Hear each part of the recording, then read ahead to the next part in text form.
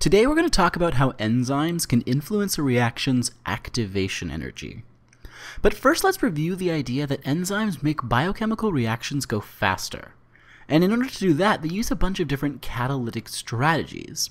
Now there are lots of different catalytic strategies that enzymes use, but a couple of the key ones are acid-base catalysis, where enzymes use their acidic or basic properties to make reactions go faster by helping out with proton transfer.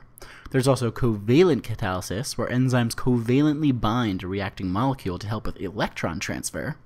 There's electrostatic catalysis, where enzymes use charged molecules or metal ions to stabilize big positive or negative charges. And we also have proximity and orientation effects, where enzymes make collisions between reacting molecules happen a little more often. So what effect do these catalytic strategies actually have on a reaction? Well, let's look at a sample reaction where we're having molecule A being converted to molecule B. Now, we can look at the process of this reaction using something called a reaction coordinate diagram. And here, we'll plot the energy state of our molecules against the progress of the reaction. So essentially, using this graph, we'll follow the energy level of molecule A as it's converted to molecule B. Remember that a molecule's energy level is related to its stability, and something that is a lower energy state is more stable, and for something to transform to a more unstable form, it needs an input of energy to get there. So looking at this graph, you'll notice that the energy of molecule A will rise up pretty high and then drop all the way down to the energy of molecule B. And we can actually define a couple of values from this graph. The transition state of a reaction, which is represented by this double dagger symbol, is the highest energy point on the path from A to B, and it's where you'll find the most instability throughout the entire reaction.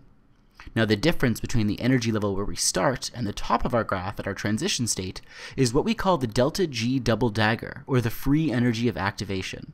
And this is the amount of energy that A needs to have in order to break the reaction barrier to ultimately get to point B.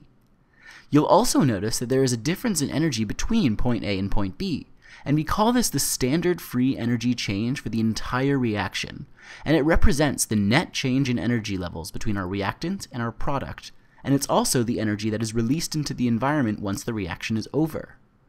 Reactions you typically look at will have their products at a lower energy state than their reactants, since that makes the reaction spontaneous.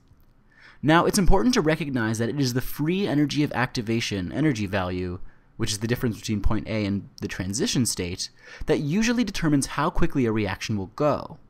And usually this energy value is much higher than the free energy change for the reaction, which is why enzymes speed up a reaction by lowering a reaction's activation energy.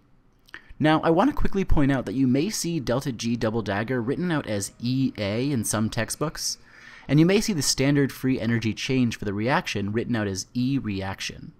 And I'm just letting you know that you might see both sets of terms used from time to time.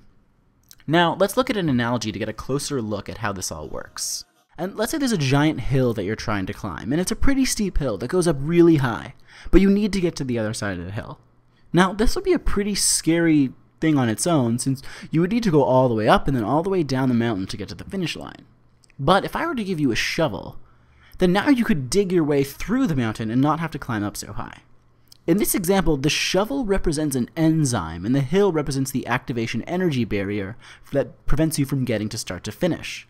By using the shovel, you're able to lower the height of the hill you have to climb.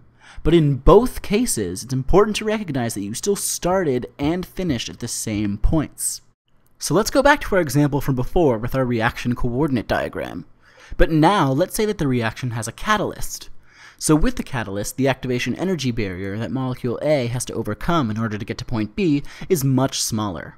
And this will mean that your reaction will have a transition state with a much lower energy, meaning that it's more stable with the enzyme, and also that the reaction as a whole will have a much lower activation energy. Now, it's really important to recognize that, like our example where you're trying to climb the hill, the enzyme will not be changing the starting and ending points of the reaction. It doesn't change molecule A or molecule B. Your starting and ending points are always the same, and the only thing that changes is the path that you take to get from A to B. Now, since our starting and ending points aren't changing, it follows that the enzymes are not used up when they catalyze a reaction, and there is no permanent change to the enzyme following a reaction. So what did we learn?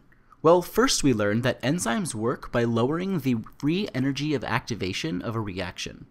making it much easier for the reactants to transition and form products. And we also learned that the free energy of the reaction doesn't really change when you use an enzyme and when you don't. Second, we learned that despite the change in pathway to get from A to B, the reactants and products do not change when using an enzyme versus when not using an enzyme. And finally, we learned that enzymes are not consumed when they catalyze a reaction, and the same enzyme can catalyze reactions over and over again.